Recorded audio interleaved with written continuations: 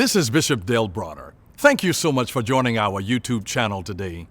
If this is a blessing to you, I want to encourage you to like it and then click the subscribe button and then turn on notification. Hit that little notification bell so that you never ever miss another one of our videos.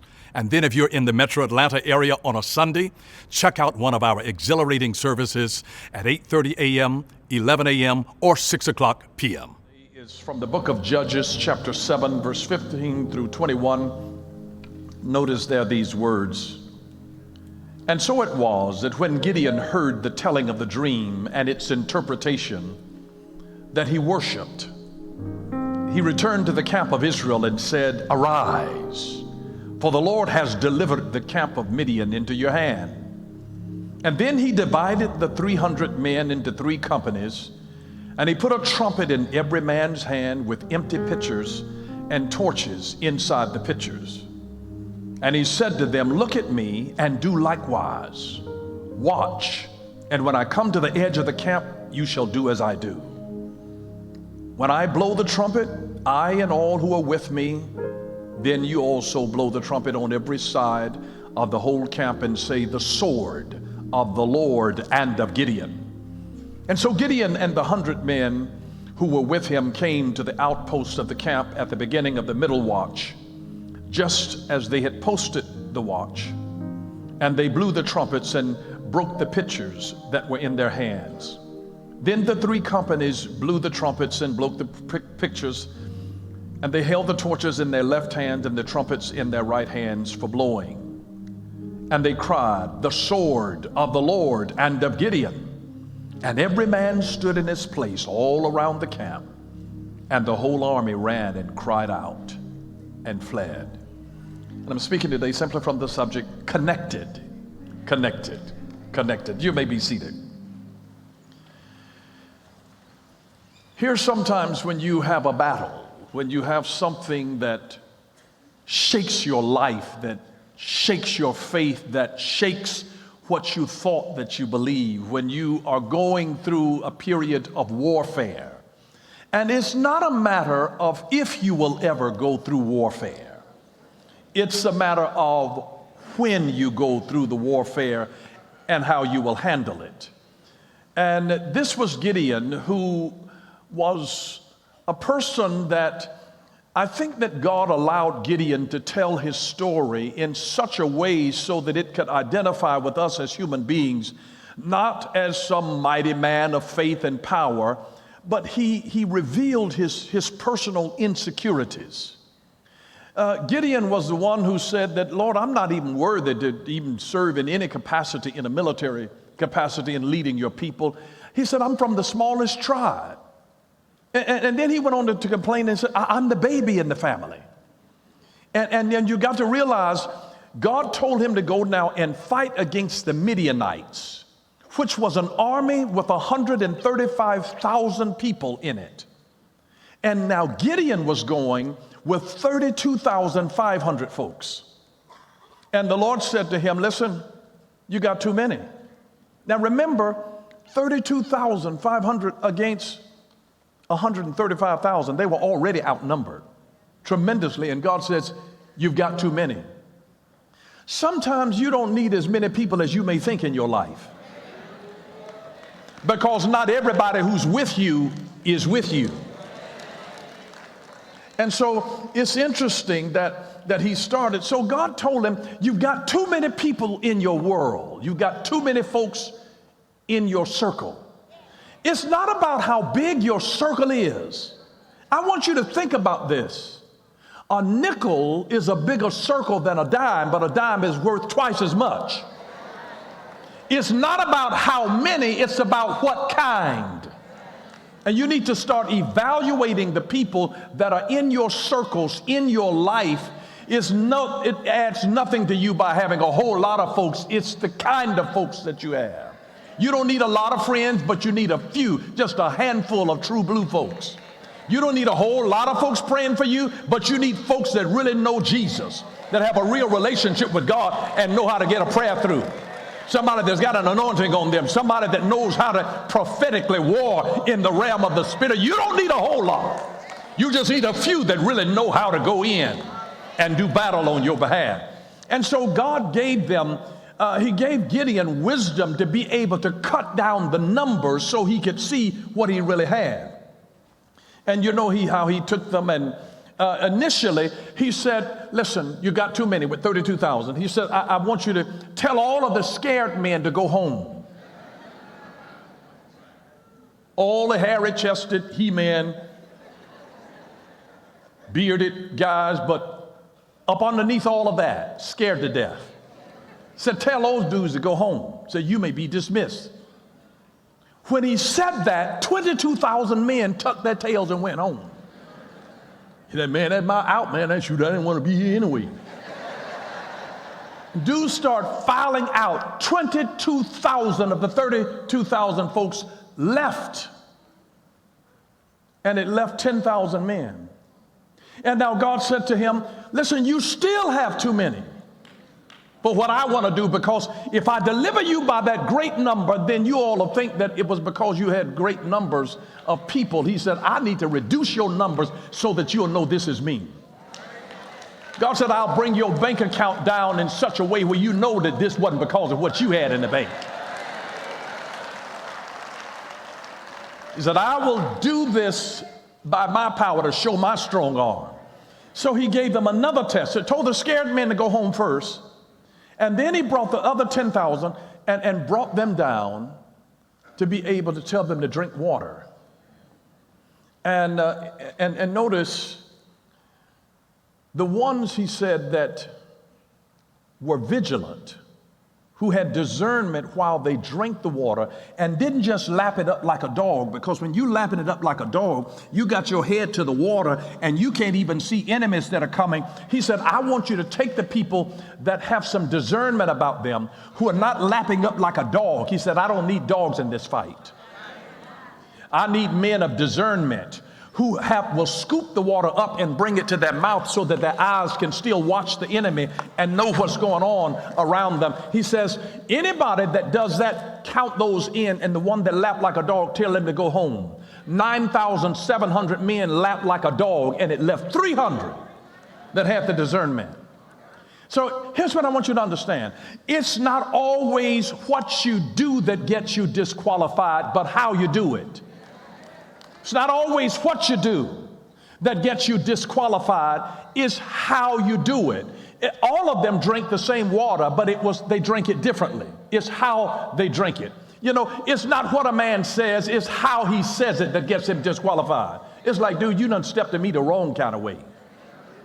I mean, men lose women because they step to them the wrong kind of way. It's not what they did, it's how they did it. It's how they did it. So God was so interested in the how, because the how tells you something about the heart that the what never tells you. The how. Always notice the how. Always notice the how. Now let me just tell you this. Whenever you grow in the things of God and the wisdom of God comes on your life, let me just tell you, wisdom is not a thing. Wisdom is a perspective. So that whenever God's wisdom comes in your life, it is like having a pair of prescription glasses that comes over you that brings into focus stuff that you're looking at. It doesn't change what you're looking at, it changes how you see it. Wisdom is a perspective. It's a perspective of how you see. So when you have wisdom, you have clarity in understanding what the situation really is. Because if things are fuzzy, you cannot grab the general. You can only grab hold of the specific. I mean, if somebody, were looking for a particular person, they said, go in there and get that lady out of the service. That lady, which one? The moment that you have specificity, that puts a handle on it. When Jesus went to the tomb of Lazarus, had he not said Lazarus and qualified it, everything in there would have come out. You have to put a qualifier on it. Wisdom is a perspective that helps us to have clarity of vision. You can't do very much if you don't have clarity, because you don't know which way to go.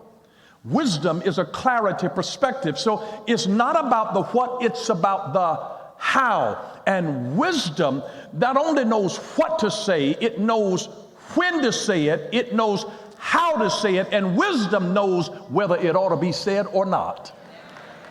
That's just the way that wisdom operates in the world. That's the way that wisdom operates. So isn't it interesting that the how disqualified 9,700 men that were sent home? And here's what I want you to understand is that when you get ready to fight a battle, you need courageous and discerning people on your side. You need courageous and discerning people on your side. It's not enough to know what is right. You got to have courage to do what's right. The knowledge of it will not help you to do the right thing. It takes courage to do what is right. Courage, courage, courage. And listen, all that Gideon needed was not merely an army of just a few dedicated people. He needed a cohesiveness that was among those people whose minds were together.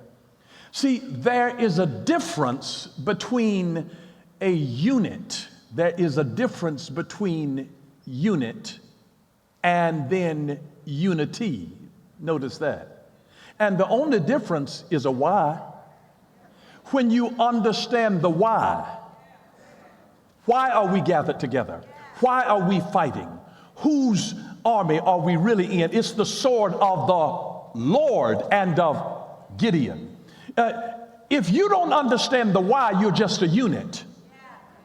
But the moment that the why comes in, it's unity. Unity is uniting people because of a common why. The why makes the difference. And so Gideon needed more than a unit, he needed unity. And I want you to understand this principle, that what brings people together in unity are these three main things: common vision, common enemies, and shared purpose. These things produce unity in people. What brings people together in unity is common vision, common enemies, shared purpose. If a family is going to be unified, you need a common vision, you need to understand common enemies and shared purpose. These produce unity in our life. But I want you to realize that just because people are gathered together does not mean that they are connected. A crowd is not an army. A crowd is not an army. You don't just need a gathering, you need an assembly. The assembly has a Y on the end. A gathering is just people together, but an assembly comes together for purpose. In the government, it's called the General Assembly. You're not just hanging out at the mall. You're not just gathered in the parking lot of a Walmart or a Target or a service station. You are gathered for purpose. That's an assembly. That's an assembly. So when Gideon was bringing people together, he was uniting them for purpose, assembling them, for power. And your power is not in great numbers. Your power is in unity. There's no power in numbers alone if those people are not unified in purpose. Power is in purpose. Power is in unity. It's in the unity. Because not everybody who's on your side is in your corner. And you have to be very clear about that. Notice the great power of Gideon and what God gave him to do in Judges chapter 7 and verse 21. Notice what it says here. And every man stood in his place all around the camp, and the whole army ran and cried out and fled, the army of the enemy that they were pursuing. Because there's a power in every person being in their place around the camp. Now, this is bigger than just stay in your lane. This is bigger than just stay in your lane. Don't you hate it when you're on a job and somebody trying to tell you how to do your... Anybody work somewhere but somebody's always butting in and you really want to tell them stay in their lane? I mean, you just really, that's a message all by itself. Just stay in your lane.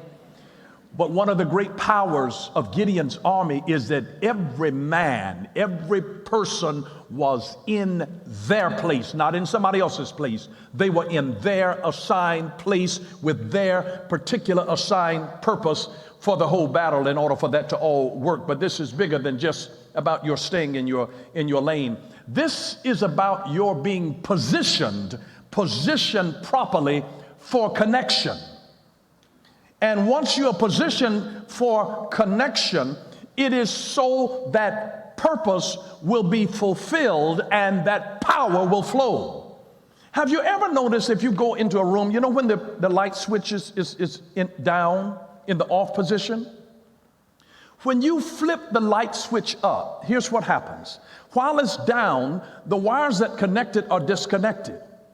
But the moment that you flip it up, you connect them.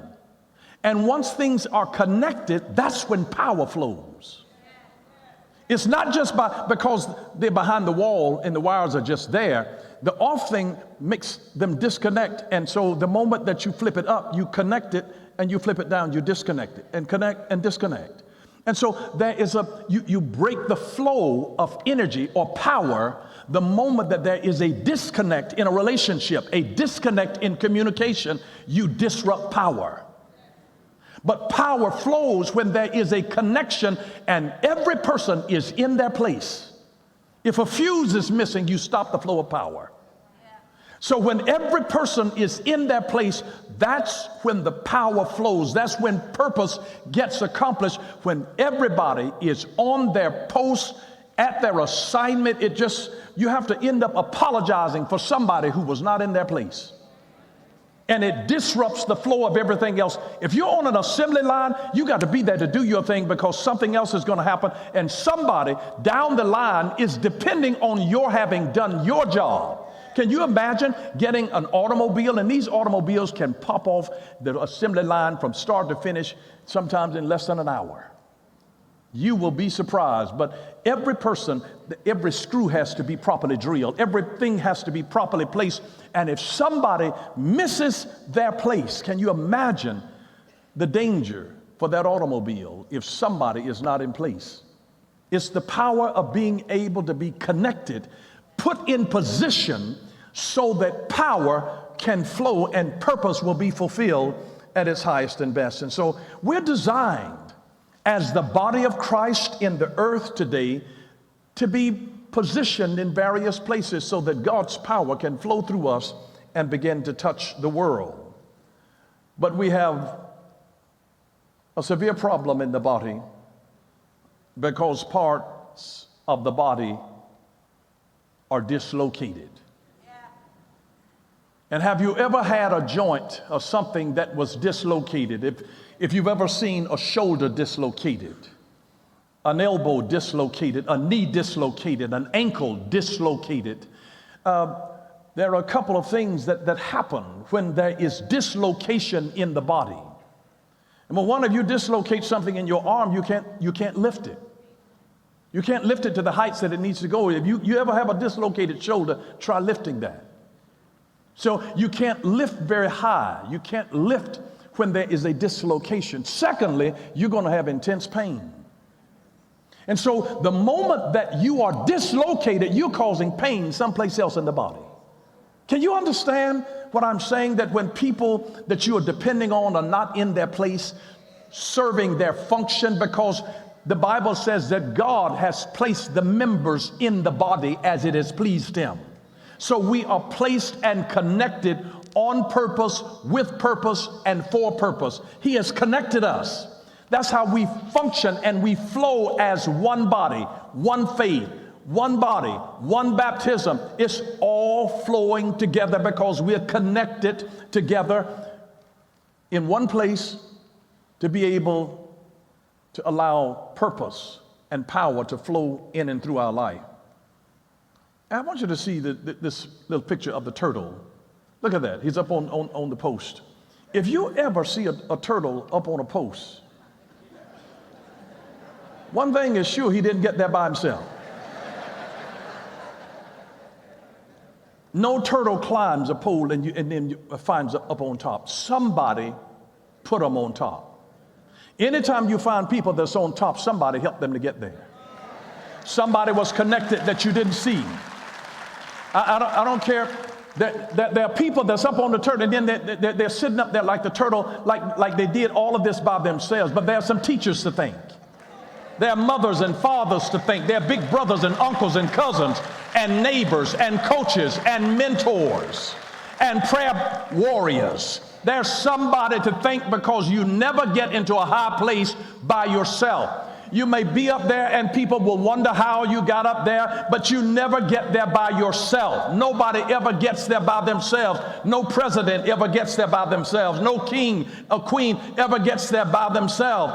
They get there because there's a team of people that's connected that help them to be able to get into the high place. Somebody has to help you. There's a whole army of people that's connected behind it.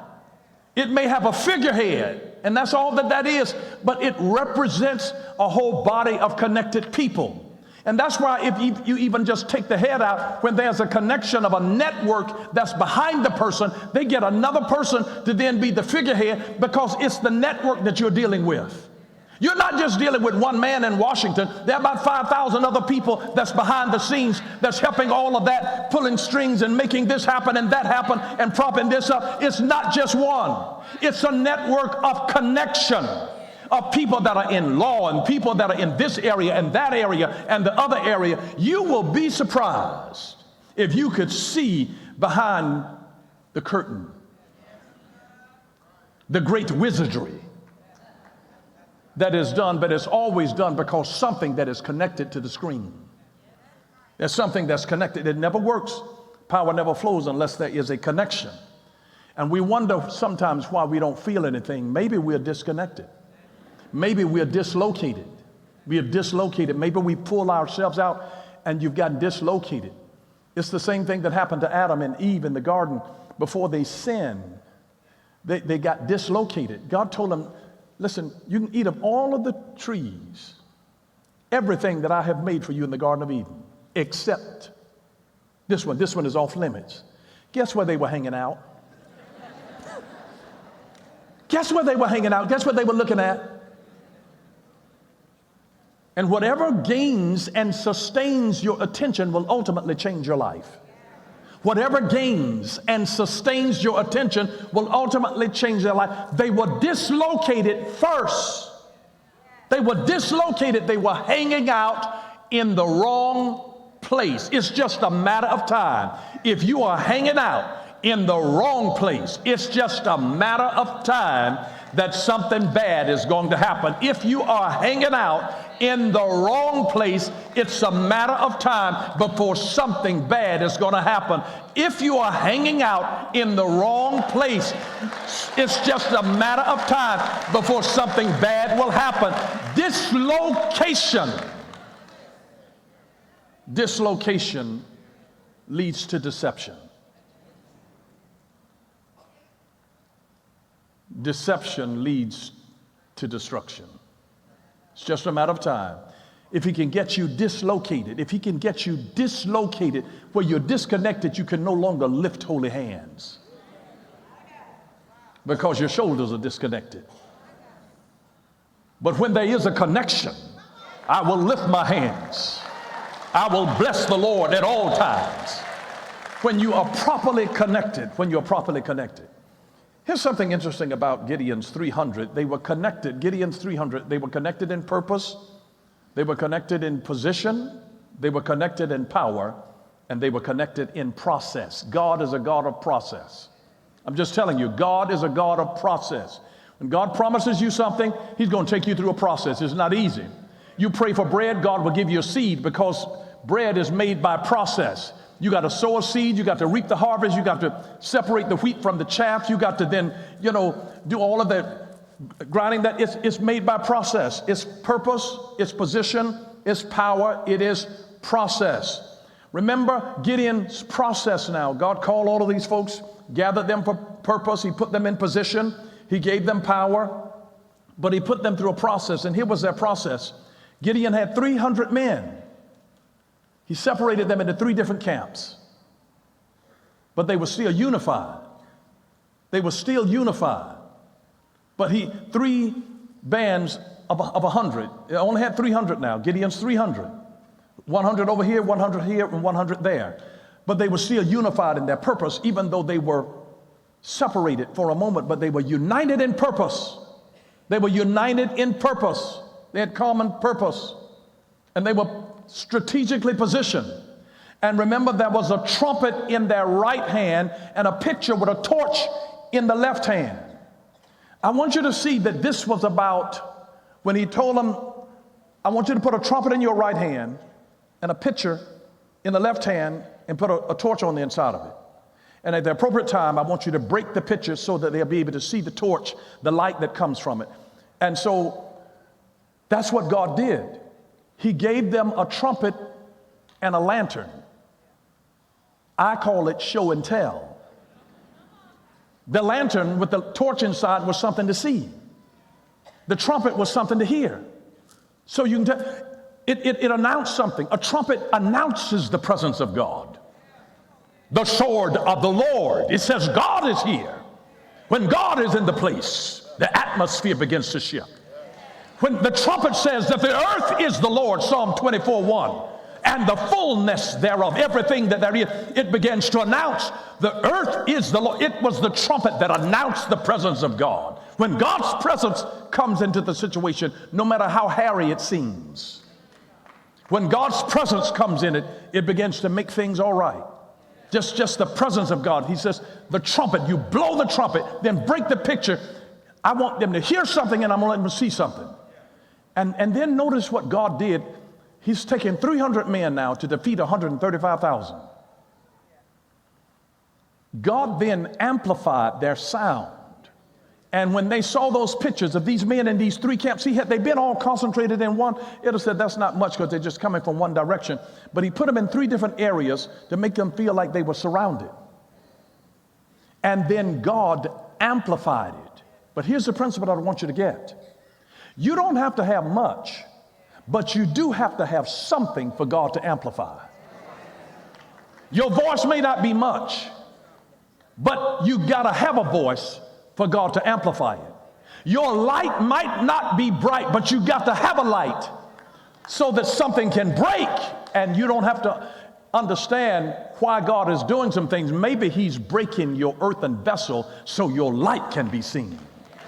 Your light will never shine the way that it's designed to shine until you have gone through brokenness. Because brokenness on earth creates openness in heaven. And God will break you just so that your light can shine. And when you've gone through the breaking process, you'll see God do something that becomes wonderful and glorious in his sight. So he took something. God had a strategy. That was a process, something for them to hear and something for them to see. It's very interesting. And if you ever need to connect with people's heart, use your ears. Notice what Luke chapter 2 says in verse 46 and 47. Notice this. 3 days later, they finally discovered him. They discovered Jesus in the temple. You know, this is when he was 12 years old and he had separated himself from his parents. They had gone on and 3 days journey, and they didn't even realize that Jesus, their child, was not with them. But he was sitting among the religious teachers listening. Notice the first thing. He wasn't there trying to show off what he knew. He was there among the religious teachers. Notice how he connected with them, listening to them. Listening. Why don't you listen before you ask questions so that your questions can be more intelligent? Listening to them. That's the first thing that Jesus did to connect with the religious leaders. He listened to them, then he asked questions. And then notice this, all who heard him were amazed at his understanding and his answers. So I want you to notice the process of Jesus. He listened, he asked them questions, that's for clarification. And then he heard them, he understood them, and then he answered them. Notice that process. The answers that he gave was the last thing. Don't you hate it when somebody's rushing to the conclusion to bring you answers and they haven't even heard your problem? He listened to them and then he asked them questions. How long has your marriage been in this condition? How long have you been broke? How long have you been sick?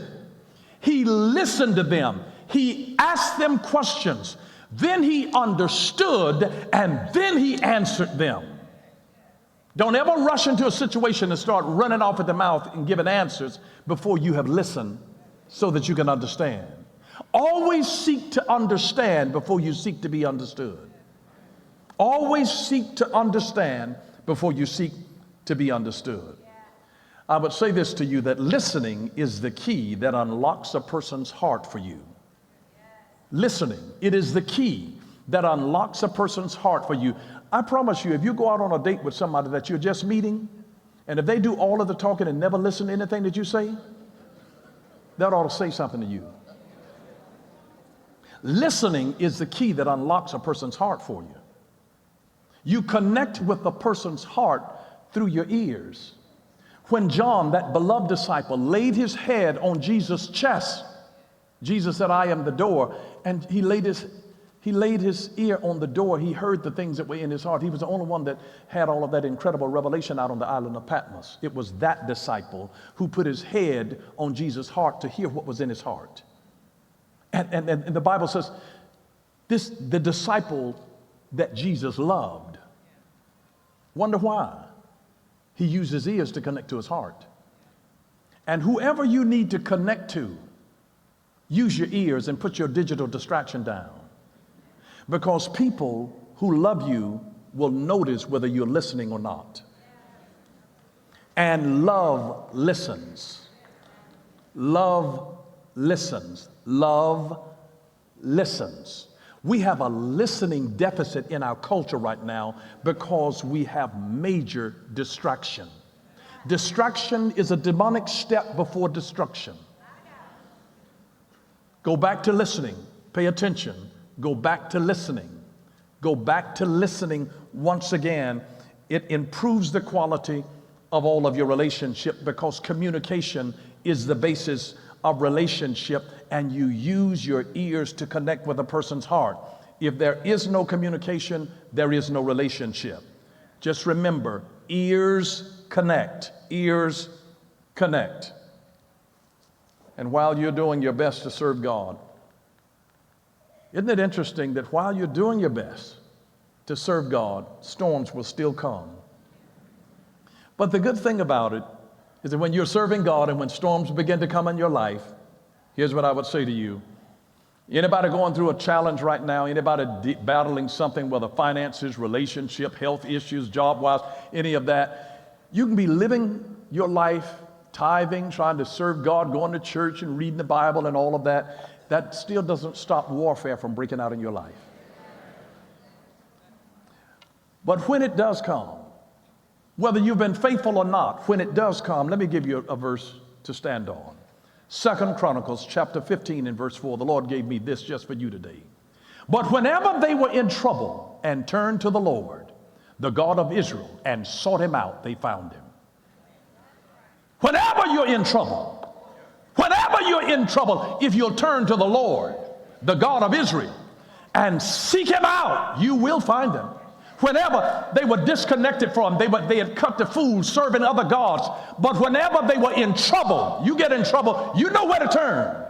You may not be doing right, but if you ever get in trouble, and if you turn to the Lord, the God of Israel, and if you seek him with all of your heart, you will find him. That's a promise. That's a promise. That's a promise. You get in trouble and you seek God, you will find him. God will come to your rescue. And the beautiful thing is that before God ever gives his divine revelation, he really wants us to be grounded first. And that's one of the reasons why in Exodus chapter 3 and verse 5, notice this. Do not come any closer. This is what the Lord is saying to Moses. The Lord warned. Take off your sandals, for you are standing on holy ground. If there's ever something that's between you and the dirt, there's something about your bare feet being in contact with the dirt that will ground you. It will ground your body. It'll ground your soul. There's something grounding about it. God wanted him to be grounded because revelation has a way of lifting you to become high-minded, to make you start thinking that you're all that. So God says, pull your shoes on. because I want you to stay in touch with your humanity, Moses, because I'm going to show you great and mighty things. And I need you to stay grounded. I need you to be aware that you're still flesh and I'm God. So I want to ground you. I want you to be grounded. Take off your shoes, your own holy ground. That he was grounding him in his humanity so that he wouldn't think more of himself because of the divine experience that he was about to have with God.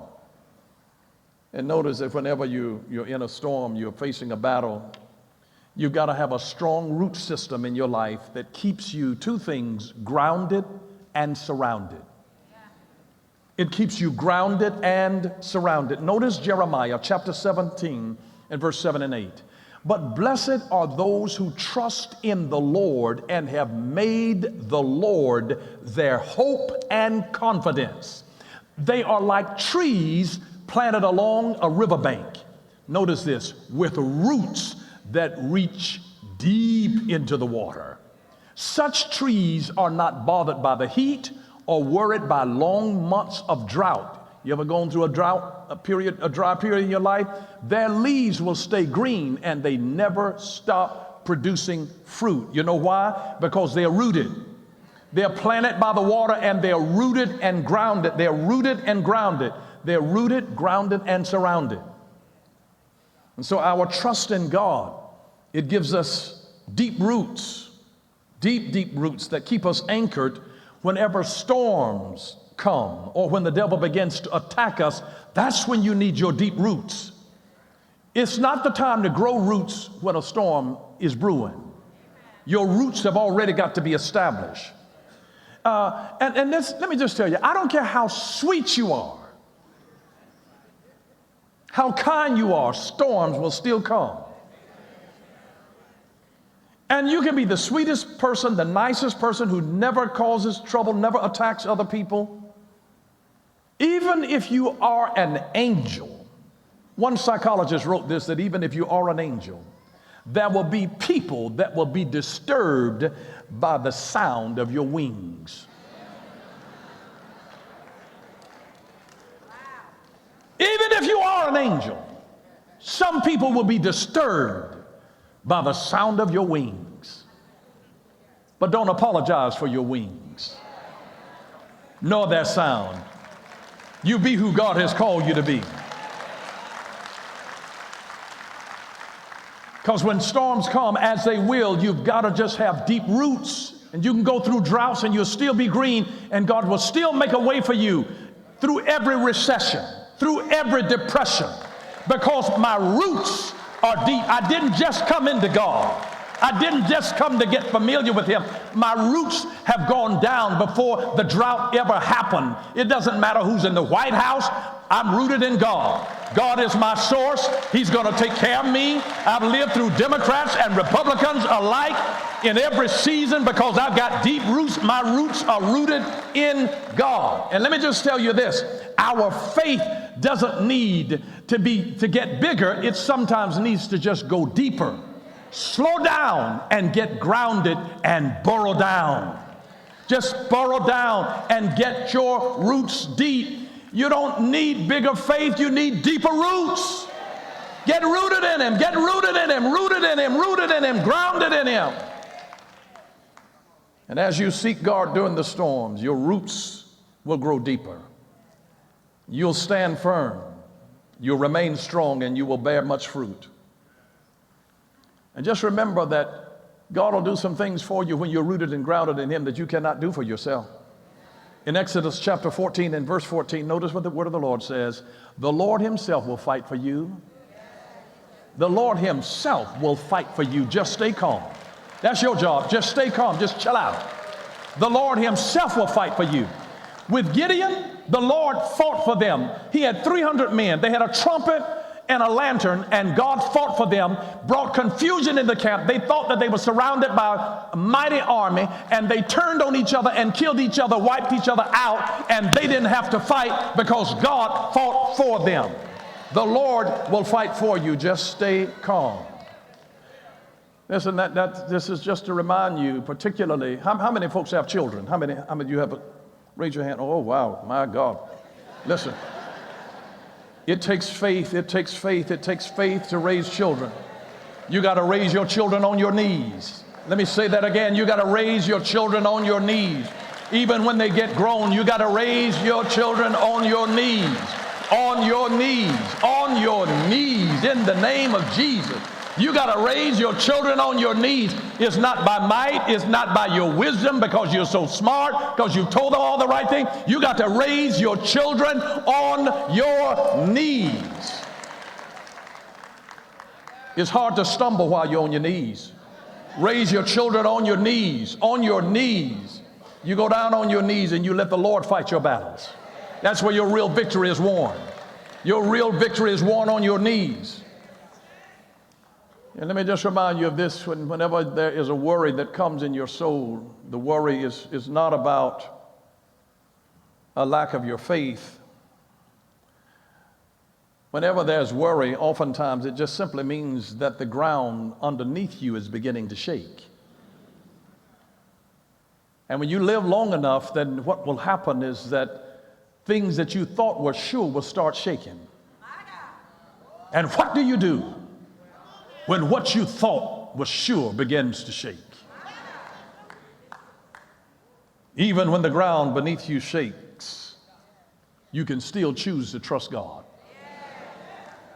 To say, God, I don't understand what's happening right now. I'm awfully nervous. Now, I don't know about you, it doesn't mean that you lose faith when there is turbulence on the airplane. But it does mean that you begin to you kick into another gear of intercession to say, Lord, I don't know what's happening in the cockpit. I don't understand the source of this turbulence. I don't know whether it's a mechanical issue. I don't know whether it's fuel that's being shut off. I don't know whether it's contrary winds. Lord, I don't know whether birds have gotten into the engine. I don't know. Lord, I don't know. But what I do know, you have to kick into another gear when the ground up underneath you shakes. It's all right to be worried for a season. It's not an indication of weakness of your faith. It just means the ground up underneath me of everything that I thought that was sure is shaking.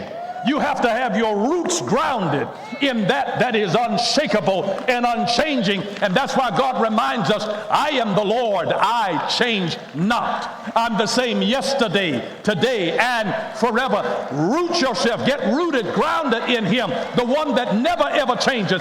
Even while your world up underneath your feet is trembling and shaking, and it might look like you're nervous and worried, but your faith can grow deeper roots. Your trust grows deeper roots during that time. And Jesus He's just really trying to offer us something different. It doesn't mean that once you get saved that you'll never have another problem.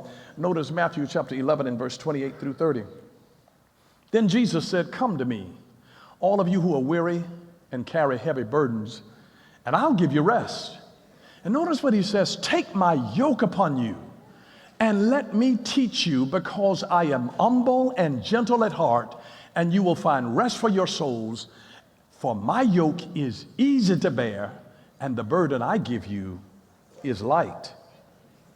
Jesus is referring to a different kind of yoke, one that is not burdensome or oppressive, but one that leads to spiritual rest and spiritual fulfillment. Because you know what a yoke is? A yoke is a piece of wood that actually connects two animals together as they plow. It connects them. And so Jesus says, come in the yoke with me, is normally a bigger ox with a smaller ox, because that's a training position.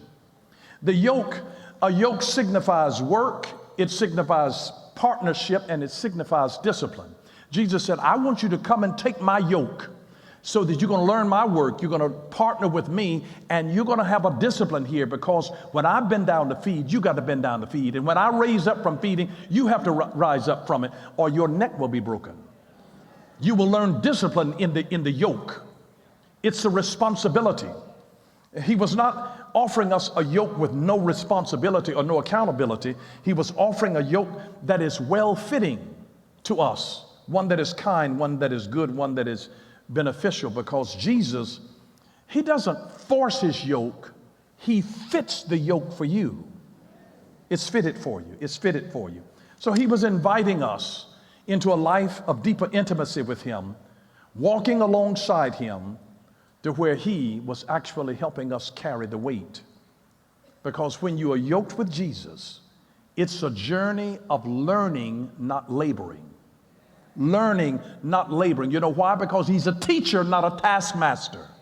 Jesus is a teacher, not a taskmaster. It is a journey of learning, not laboring. Jesus' yoke brings peace, not pressure.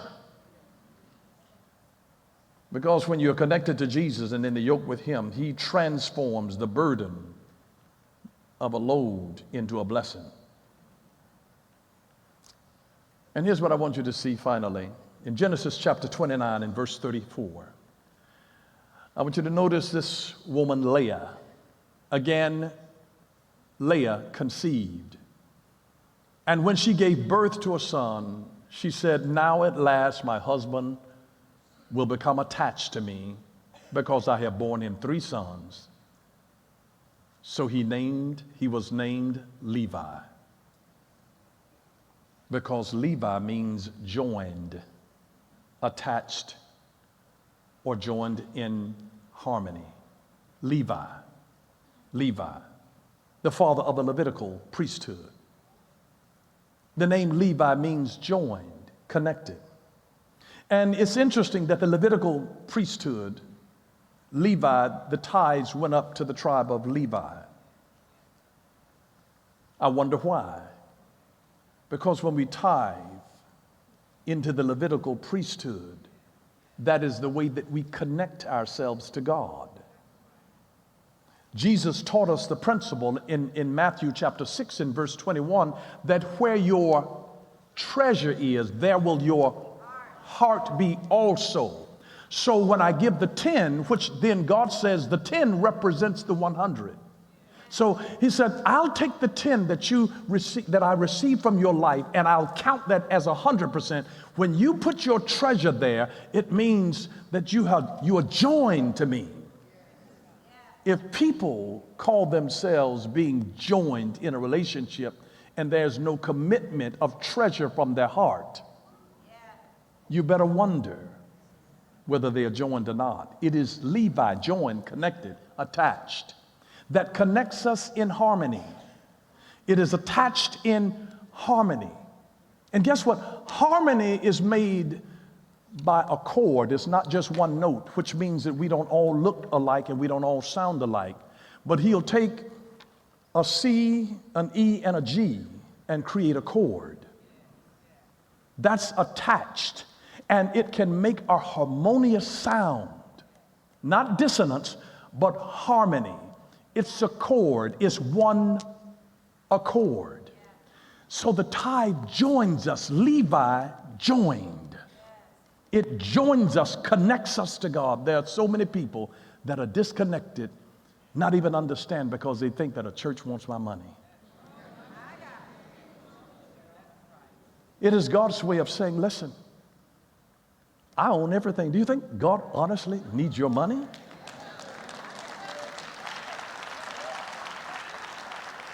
But it says this is the way that you connect to me. I own everything, and everything that I have belongs to my children. He has everything, and we joined ourselves. The moment that we are disconnected, the power stops flowing. But the moment that you're joined, when two are joined together in matrimony, the power of reproduction begins to happen in an order that has the blessings of God and God's favor on it, because God moves in families. God moves in families. And he's looking for people who have been disconnected, who are in a funk, and their lives are disconnected. He's saying, it's time for my church, for my body, scattered in various places, to realize you can be in different countries, in different states, in different cities, in different houses, and yet still be connected. When you have a common vision, you have common enemies, you're bound together by a common purpose, you realize we are still connected. And as long as we will submit ourselves to say, Lord, I'll go where you want me to go. and I'll do what you want me to do, you'll find the connection from the heart of God to your heart wherever you are. And God is so good. He has other agents that are connected to him. And you go to a place and God can connect you to people who know him. And I'm telling you, your greatest blessing, you can't really do anything of any real significance if you don't have connection to other people.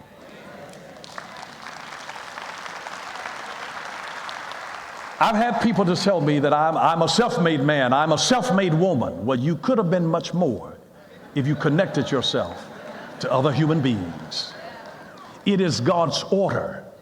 God's power and purpose flows through you when you are connected. We don't live in a silo. We live because we are connected to God, to God's vision, to God's purpose, to God's house, to God's mission. And in that connection, power flows. And the only thing that he asks us to have is a trumpet. You got to have a story, a sound that announces the presence of God, and a light. It is good news and good works. Good news and good works. He's giving you something for them to hear and something for them to see. It's show and tell. Show and tell. It's light and sound. Show and tell. Now run and tell that.